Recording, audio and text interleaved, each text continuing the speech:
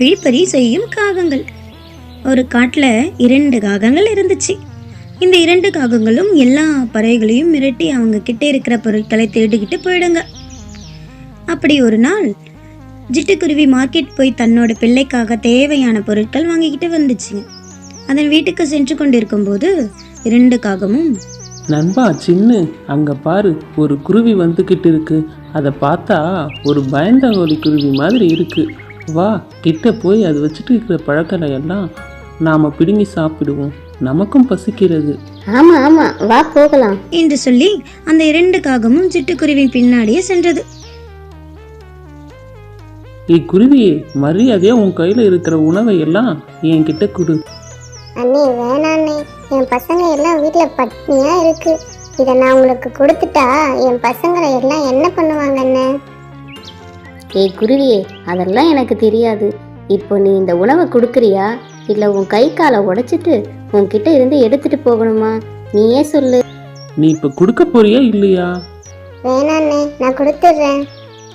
காகங்கள் மிரட்டியதால் தன்னோட பிள்ளைக்கு வைத்திருந்த உணவுப் பொருட்களை காகத்திடம் கொடுத்துவிட்டு சோகத்துடன் வீட்டுக்கு வந்த குருவியை பார்த்து அதன் பிள்ளைகள், அம்மா அம்மா, ரொம்ப பசிக்குதுமா, சாப்பாடு கொடுமா என்று குஞ்சுகள் கேட்டதும் ஜிட்டுக்குருவிக்கு என்ன சொல்வது என்று தெரியாமல் வருத்தத்துடன் இதோ வருகிறேன் என்று சொல்லி நடந்ததை தனது தோழியான கோச்சிக்கிளிகிட்ட சொல்லுச்சு. தோழியே, நான் என் பிள்ளைங்களுக்காக கொண்டு வந்த உணவை அந்த திருட்டுக்காரங்க பிடிங்கிட்டு போயிடுச்சுங்க. என் பிள்ளைங்க எல்லாம் அங்கே பட்டினியா இருக்கு. உன்கிட்ட என் பிள்ளைங்க சாப்பிட ஏதாச்சும் உணவு கிடைக்குமா?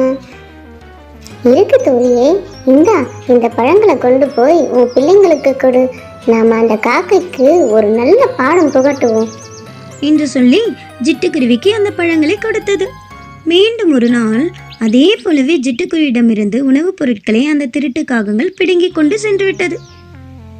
அழுதபடியே அந்த ஜிட்டுக்குருவி தன் தோழியான கோச்சிக்கிளியிடம் சொன்னது, இனியும் இந்த காகங்களை நாம சும்மா விடக்கூடாது என்று சொல்லி கிளியும் குருவியும் ஒரு திட்டம் போட்டது. அதன்படியே எப்போதும் போலவே மார்க்கெட்டுக்கு சென்ற ஜிட்டுக்குருவி கோச்சிக்கிளி சொன்னது போலவே சில பழங்களை வாங்கி அதனுள் குண்டூசி சொருகி காகம் இருக்கும் வழியாக வந்தது. நண்பா சின்ன, இந்த குருவி கிட்ட இருந்து எத்தனை முறை உணவை பிடுங்கினாலும் கொஞ்சம் கூட நம்ம மேல பயமே இல்லாம இந்த வழியாவே வருது.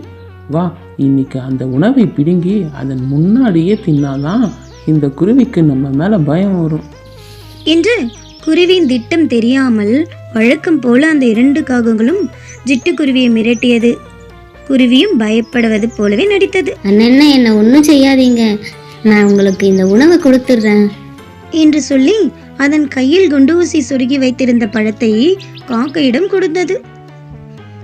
குருவியின் திட்டத்தை தெரியாத காக்கைகளோ அந்த பழத்தை வாங்கி சாப்பிட்டதும் அதற்குள் இருந்த குண்டூசி காகத்தின் வாயை கிழித்தது. பின்னர் வாயில் அதிக காயம் ஏற்பட்டதால் 2 காகங்களும் இறந்து போனது. எப்போதுமே அடுத்தவர் பொருட்களுக்கு ஆசைப்படாமல் வாழ வேண்டும், இல்லை என்றால் அந்த காகம் போலதான் நமக்கும் ஒரு நாள் நடக்கும்.